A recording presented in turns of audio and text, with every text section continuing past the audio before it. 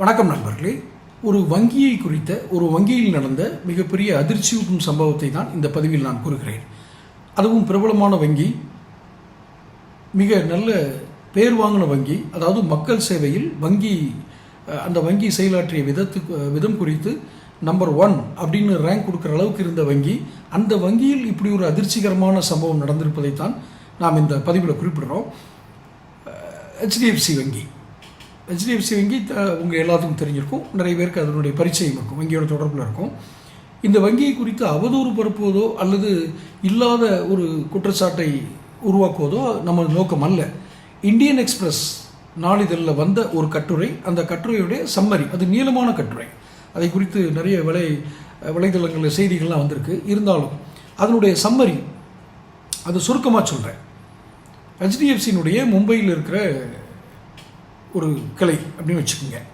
அது ஒரு பிரான்ச்சுன்னு கூட சொல்ல முடியாது. அவங்க ஹெச்டிஎஃப்சியோட மேலே தான் அந்த கட்டுரையை குற்றம் சாட்டுது. என்ன, ஹெச்டிஎஃப்சியினுடைய தலைவர் சிஇஓ அப்படின்னு சொல்கிறவர் சமீபத்தில் ராஜினாமா பண்ணியிருக்காரு.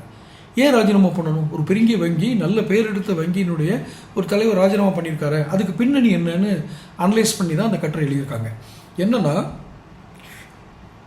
Maharashtra transport development corporation, Maharashtra மாநிலத்தினுடைய பொது போக்குவரத்து துறையினுடைய டெவலப்மெண்ட் கார்பரேஷன். அது பொதுவாக எல்லா ஸ்டேட் டிரான்ஸ்போர்ட்டுக்கும் அப்படி ஒரு செக்ஷன் இருக்கும்.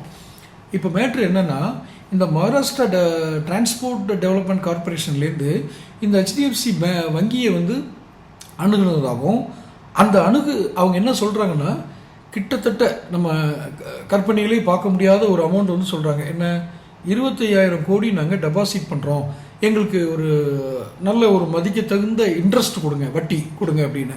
இந்த இடத்துல ஒரு விஷயத்தை நம்ம நேயர்களுக்கு தெரிஞ்சது தான், ஒரு வங்கி தான் இஷ்டத்துக்கு வட்டி விகிதத்தை விதிக்க முடியாது. ஆர்பிஐ என்ன ரூல்ஸ் இருக்கோ அதை தான் அவங்க கொடுக்க முடியும். சாதாரணமாக இப்போது சாமானியர்கள் ஒரு சேமிப்பு கணக்கு, சேவிங்ஸ் அக்கௌண்ட் திறங்குறாங்க அப்படின்னா 2% தான் கொடுப்பாங்க. நேஷ்னலைஸ்டு பேங்க் குறிப்பாக சில தனியார் வங்கிகள் 6% வருஷத்துக்கு, நான் சொல்கிறது 6% வட்டி தரேன்லாம் போடுறாங்க. பட் அது அதுக்கு ப்ரொவைடட் நீங்கள் நிறைய வேறு சில டெபாசிட் அப்படிலாம் இருக்கணும்னு நினைக்கிறேன். ஏன்னா யாரும் அவளை எளிதாக அவங்க 2% கொடுக்கும்போது இவங்க 6% கொடுத்துட முடியாது இந்த சேம் கேட்டகரியில். பட் அப்படி ஒரு வங்கி தீர்மானிக்க முடியாது. ஆனால் இந்த மகாராஷ்டிரா டிரான்ஸ்போர்ட் டெவலப்மெண்ட் கார்பரேஷன் எங்களுக்கு நீங்கள் ஸ்பெஷலாக ஏதாவது ஒரு வட்டி விகிதம் கொடுத்தீங்கன்னா நான் எங்களுக்கு இந்த அமௌண்ட் வருது அப்படின்னு சொல்லி கேட்குறாங்க. அப்போ ஒரு வங்கிக்கு டெபாசிட் வருதுன்னா அவங்க டெவலப்மெண்ட்டுக்கு அது உதவும். வங்கியோட சேவை, கடன் கொடுக்கறது, மற்றதுக்கெலாம் அது உதவ தான் செய்யும்.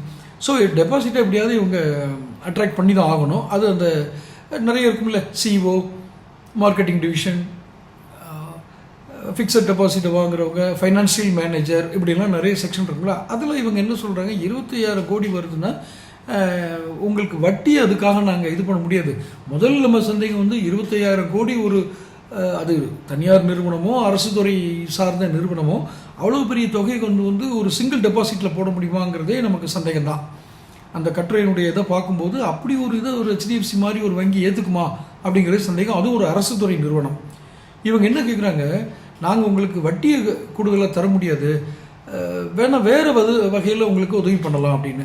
பொதுவாக வங்கிகள் என்ன பண்ணுன்னா, ப்ரொமோஷன் வேறு ஏதாவது அந்த ஒரு கம்பெனி பெரிய டெபாசிட் அவங்கள்ட்ட கொடுக்குறாங்க, அவங்க ஸ்டாஃபோடைய அக்கௌண்ட்டெல்லாம் அந்த வங்கியில் அக்கௌண்ட் ஓப்பன் பண்ணுறாங்க, கணக்கு தொடங்குறாங்க அப்படின்னா அவங்களுக்கு வேறு வகையில் ப்ரொமோஷனலாக ஏதாவது ஒன்று செஞ்சு கொடுப்பாங்க.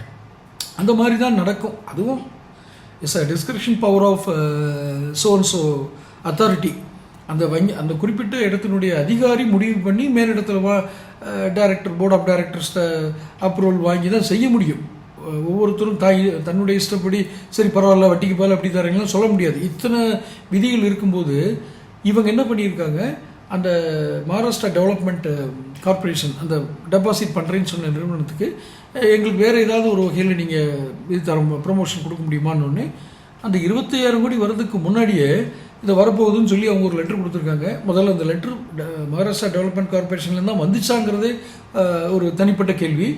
ஒரு கடிதத்தை கொடுத்து முதல்ல எங்களுக்கு இந்த கொலாட்ரல் அட்ராக்டிவ் ஸ்கீம்னு ஒன்று போட்டு ஒரு இது பண்ணுறோம், கேம்பெயின் நடத்துகிறோம். அதாவது இந்த டெவலப்மெண்ட் கார்பரேஷனுக்கு யாராவது வைப்பு நிதி கொடுங்க அப்படின்னு சொல்லி நடத்துகிறோம். அதுக்கு நீங்கள் ஸ்பான்சர் பண்ணிங்கன்னா எங்களுக்கு இவ்வளோ டெபாசிட் வரும், அதையும் கூட உங்கள் வங்கியில் போட்டுருன்னு இருக்காங்க. நல்லா பார்த்துக்குங்க. ஒரு ப்ரோக்ராம் நடத்துறதுக்கு ஸ்பான்சர் கேட்குறாங்க. சரி 25,000 கோடி நமக்கு டெபாசிட் பண்ண போகிற நிறுவனம், அவங்க சில ஒரு ப்ரோக்ராம் நடத்துகிறாங்கன்னா நம்ம கொடுக்க தானே செய்யணும் அப்படின்ட்டு எவ்வளோ கொடுத்துருக்காங்க? 44 கோடி. எவ்வளவு? 44 கோடி ப்ரொமோஷனல் ஆக்டிவிட்டீஸ்க்காக. அப்படி ஒரு வங்கி 44 கோடியை வந்து ஒரு அரசு துறை நிறுவனம் கூட இருக்கட்டும் கொடுத்துருக்காங்க. அவங்க அதுக்கு வந்து சப்போர்ட்டிவ் டாக்குமெண்ட்டாக என்னென்ன ப்ரோக்ராம் நடத்தணும், அதில் இத்தனை பேர் வந்தாங்க, இது ஃபோட்டோஸ் அப்படின்னு ஒரு 4-5 ஃபோட்டோவை. அதுலேயும் என்ன நடந்திருக்குன்னா ரிப்பீட்டடாக ஒரே ஃபோட்டோவை 4-5 ப்ரூஃபாக வச்சுருக்காங்க. புரியுதுங்களா? கொஞ்சம் ஸ்லைட்டாக ஏதாவது மாற்றிட்டு அதில் என்ன தவறு நடந்துச்சுங்கிறது இனிமேல் தான் என்கொயரிலாம் தெரிய வரும். டெபாசிட்டாக எத்தனை பேர் உங்கள்கிட்ட டெபாசிட் வரேன்னு சொன்னாங்க, அதில் ஸ்டேக் ஹோல்டர்ஸாக எத்தனை பேர் வர்றாங்க உங்கள் நிறுவனத்துக்கு, நீங்கள் அதை வச்சு எங்களுக்கு எப்படி பிரயோஜனமான வேலை செஞ்சு கொடுப்பீங்கன்னுலாம் இவங்க யாரும் கேள்வி எழுப்பலை. யார்? ஹெச்டிஎஃப்சி வங்கி. இங்கே தான் பிரச்சனை உருவாகிருக்கிறதா நான் நினைக்கிறேன். அப்போ ஹெச்டிஎஃப்சி பேங்க் இந்த கேள்வியை எழுப்பாமல் அந்த பர்டிகுலர் போர்ட்ஃபோலியோவில் இருக்கிறவங்க 44 கோடி எப்படி பாஸ் பண்ணாங்க, 44 கோடி பாஸ் பண்ணிவிட்டு அதுக்கான ப்ரூஃப் கேட்காம எப்படி விட்டாங்க, இது மாதிரி கேள்விகள் எழுந்ததுனால ஒருவேளை சிஓ வந்து அவருக்கு கீழே இருக்கிற ஆஃபீஸர்ஸ் இந்த மாதிரி தவறு பண்ணிட்டாங்கன்னு நினச்சா இஸ் எ ரெஸ்பான்சிபிள். ஒரு ப்ரைவேட் கம்பெனியாக இருந்தால் சிஓவை வந்து யாரை வேணாலும் நம்ம போட்டுக்கலாம். ஆனால் வங்கிகள் ஆர்பிஐ ரெகுலேஷன் கீழே வர்ற வங்கிகளுக்கு ஒருத்தர் சிஓ வரணும்னா ஆர்பிஐ அப்ரூவல் வேணும். ஸோ இவர் ஆர்பிஐவுடைய அங்கீகாரத்தோடு தான் அந்த சிஓவாக இருப்பார். இப்போ அவருடைய பதவியை ராஜினாமா பண்ணிட்டார். ஏன்னா இது மாதிரி சில ஸ்கேம் நடந்திருக்கிறதா சந்தேகப்பட்டு வேண்டாம், எனக்கு பதவி வேணாம் அப்படின்ட்டு. ஏன்னா இனி ஒரு விசாரணை ஆரம்பிக்கிறாங்க. ஒரு அரசாங்க அமைப்போ ஒரு மத்திய புலனாய்வு அமைப்புகளோ பொருளாதார குற்றப்பிரிவுகளில் இருக்கிற காவல்துறையோ ஏதோ ஒரு அத்தாரிட்டி, கவர்மெண்ட் ஏஜென்சி, கவர்மெண்ட் அரசாங்கத்தினுடைய அமைப்பு வந்து இதை ஒரு விசாரணை துவங்குறாங்க அப்படின்னு சொன்னால் அது தலைமை பொறுப்பில் இருக்கிறவர் அவரே இருந்துக்கிட்டு அந்த விசாரணைக்கு உட்பட முடியாது. அப்போ அவர் தர்மத்தோடு விளையிருக்காருன்னு எடுத்துக்கலாம். நம்ம சரி, நம்ம ஒரு எத்திக்கலாக நம்ம விளையிறோன்னு எடுத்துருக்கலாம். இப்போ இவ்வளோ பெரிய ஸ்கேம் நடந்திருக்கு, இதனால தான் அந்த சிஓ விளையிருக்காருன்னு சொல்லி ஒரு நீண்ட கட்டுரையை இந்தியன் எக்ஸ்பிரஸ் நாளிதழ் வெளியிடுது. இந்த கட்டுரை மூலம் நமக்கு வந்து ஆச்சரியமும் வியப்பும் கொஞ்சம் அதிர்ச்சியும் இருக்குன்னு வச்சுக்கோங்களேன். ஏன்னா இந்த வங்கி இப்படி ஒரு வேலையை செய்வாங்களா? செய்ய மாட்டாங்க. மற்ற வங்கிகள் பற்றி இது மாதிரி நிறைய வங்கிகளில் முன்னாடி கோபாலகிருஷ்ணன் இந்தியன் பேங்க்கில் சேர்மனாக இருந்தார். எல்லாம் தெரியும், 80ஸ்லாம் ரொம்ப ஃபேமஸ்ஸு. தமிழ்நாட்டில் எந்த ஃபங்க்ஷன் நடந்தாலும் அதுவும் குறிப்பாக சினிமா துறை சார்ந்த ஃபங்க்ஷனில் வந்து முதல் ஆளாக அவருக்கு சீஃப் கெஸ்ட்டாக போடுவாங்க. ஒரு கட்டத்தில் பார்த்தீங்கன்னா அவர் மேலே ஏகப்பட்ட ஊழல் குற்றச்சாட்டு. அவர் வந்து வரம்பு மீறி, விதிகளை மீறி கடன் கொடுத்தாரு வச்சாருன்னு அந்த வங்கி கடைசியில் திவாலானதாக அறிவிக்க போனாங்க. அப்புறம் ஏதோ வச்சு காப்பாற்றிக்கிட்டாங்கன்னு வச்சுக்கோங்க. அவர் வந்து சிறைவாசம் பண்ணி வச்சார். யார்? கோபாலகிருஷ்ணன். இது நமக்கு கடந்த கால வங்கிகளில் நடந்த சில முறைகேடுகள். இப்போ இந்த முறைகேடு ஒன்று வெளியே வந்திருக்கு. இதை ஒரு பத்திரிகை நாளிதழ் தன்னுடைய பிரசுரத்தில் வெளியிட்டிருக்காங்க.